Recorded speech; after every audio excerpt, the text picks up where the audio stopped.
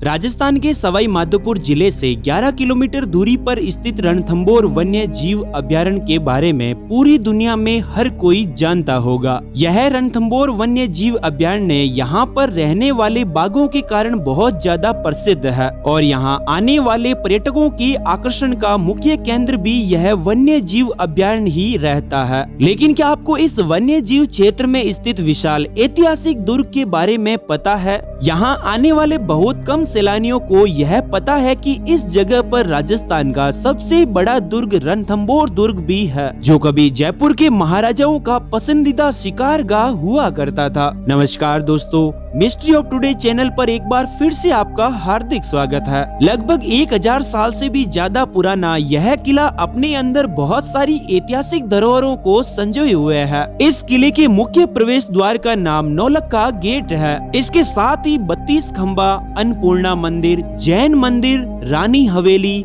बादल महल और राजस्थान के सबसे पुराने गणेश मंदिर जैसी ऐतिहासिक विरासतें आपको देखने को मिलती है। 2013 में विश्व धरोहर समिति की 37वीं बैठक में रणथंभौर के किले को भी विश्व विरासत स्थल की लिस्ट में एक महत्वपूर्ण स्थान दिया गया था। रणथंभौर दुर्ग में प्रसिद्ध स्थल जौहर महल, गणेश जी का मंदिर, पीर सदरुद्दीन की दरगाह, सुपारी महल, जोगी महल, बादल महल, जोहरा भोरा, हमीर महल, फौजी छावनी, रानीहाट तालाब, लक्ष्मी नारायण मंदिर आदि है। किले के शोधकर्ताओं और पुरातत्ववेताओं के अनुसार 944 ईस्वी में सफलदक्ष के शासन के दौरान इस किले का निर्माण शुरू किया गया। कुछ अन्य इतिहासकारों का मानना है कि जयंत के शासन काल में 1110 ईस्वी में इस किले का निर्माण शुरू हुआ था। अब अलग अलग इतिहासकारों की अलग अलग मान्यताएं हैं। कुछ का मानना यह भी है कि इस किले का निर्माण 10वीं सदी के मध्य में किया गया और कई सदियों तक चला था। शुरुआत में इस किले का नाम रणथंभौर नहीं था। इस किले को रणस्तंभ या रणस्तंभपुरा के नाम से जाना जाता था।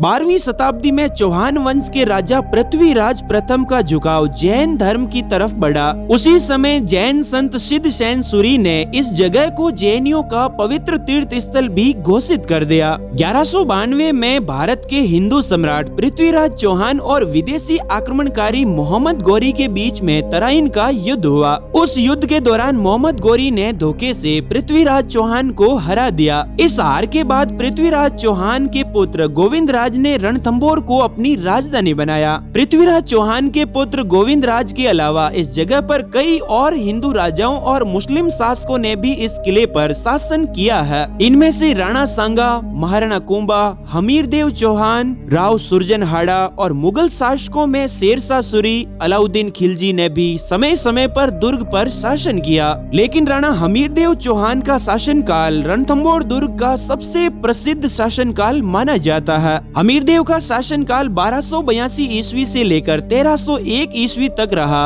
हमीरदेव के 19 वर्ष के शासनकाल के समय रणथंभौर की ख्याति चारों ओर फैल गई। अपने शासनकाल में हमीरदेव ने कुल 17 युद्ध किए, जिनमें से उन्हें 13 युद्ध में विजय प्राप्त हुई। 1301 ईस्वी में यहाँ के शासक राणा हमीरदेव ने अलाउद्दीन खिलजी के विद्रोही सेनापतियों को यहाँ पर शरण दी थी। तब अलाउद्दीन खिलजी ने इस दुर्ग पर आक्रमण कर दिया और कई महीनों तक इस किले को घेरे रखने के बाद भी इसको जीत नहीं पाया। फिर उसने राणा हमीरदेव के 2 विश्वास पात्र सैनिकों को अपने साथ मिलाकर किले के गुप्त दरवाजे खुलवा लिए। तब राणा हमीरदेव व वीर योद्धाओं ने केसरिया किया और दुर्ग की रानी के साथ अन्य महिलाओं ने जौहर कर लिया। यह शाखा राजस्थान का पहला शाखा हुआ था। मेवाड़ के राणा सांगा जब खानवा के युद्ध में घायल हो गए थे, उस समय इलाज के लिए राणा ने कुछ समय इस दुर्ग में बिताया था। हमीरदेव के शासन से पहले रणथंभौर दुर्ग पर बहुत सारे बाहरी आक्रमण हुए और आने वाले समय में यह दुर्ग लगातार युद्ध के दंश को झेलता रहा है। इस दुर्ग पर अधिकार जमाने के लिए राजपूतों और मुगल शासकों ने लगातार आक्रमण किए। कुतुबुद्दीन ऐबक से लेकर मुगल शासक अकबर के समय तक इस दुर्ग पर अनेक बार हमले हमले किए गए। इन आक्रमणों की शुरुआत 1192 में पृथ्वीराज चौहान की मोहम्मद गोरी से युद्ध में हार मिलने के बाद यह क्रम शुरू हुआ, जो 18वीं शताब्दी तक लगातार चलता रहा। पृथ्वीराज चौहान की मृत्यु के पश्चात 1209 ईस्वी में चौहानों ने मोहम्मद गोरी पर इस दुर्ग पर अपना अधिकार जमाने के लिए वापस आक्रमण कर दिया और दोबारा इस दुर्ग पर अपना अधिकार जमा लिया। इस युद्ध के बाद रणथंभौर के किले पर अनेक आक्रमण हुए, जिनमें दिल्ली के शासक इल्तुतमिश ने 1226 में आक्रमण किया। फिर इल्तुतमिश की मौत के बाद 1236 में रजिया सुल्तान ने यहाँ कब्जा कर लिया। उसके बाद 1248 से 1258 तक बलबन ने भी इस दुर्ग पर कई आक्रमण किए। 1290 से 1292 ईस्वी में जलालुद्दीन खिलजी ने भी दुर्ग पर आक्रमण किए थे। 1301 में अलाउद्दीन खिलजी ने इस दुर्ग पर 2 बार आक्रमण किए। इसके बाद 1325 में फिरोज शाह तुगलक, 1489 में मालवा के मोहम्मद खिलजी, 1529 में मेवाड़ के महाराणा कुंभा,